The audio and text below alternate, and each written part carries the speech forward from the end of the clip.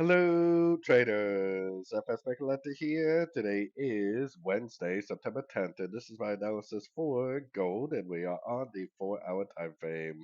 On the 4-hour time frame, I'm zoomed out quite a ways because over the last few weeks, I've been saying that this could be a wave X of a big giant WXY, which it still could be.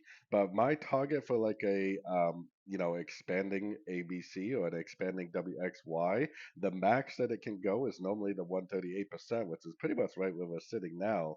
So if it turns here, then it definitely could go all the way back down and take out these lows for the wave Y. The problem is that gold is literally in an uptrend on every single time frame. Monthly is up, weekly is up, daily is up, 4 hours up, 1 hour is up. Every single time frame is in an uptrend, and gold has literally been in an uptrend as long as gold has existed.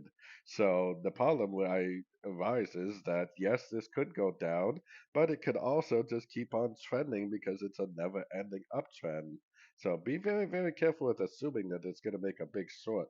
Going down to the 1 hour time frame, I mean, yes, we do have a breaker structure here, but that doesn't really tell me that the higher time frame trend is over. Maybe that tells us that this trend is over. So perhaps we could get another wave down, but as of right now, we still need to kind of assume, based on the higher time frames, that even if it does make a wave down, it could just end up being another pullback within the higher time frame uptrend.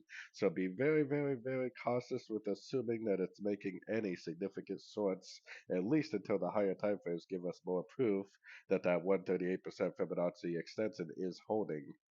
So anyways, don't forget to check out my website linked over here in the corner. And as always, thank you for watching and happy trading.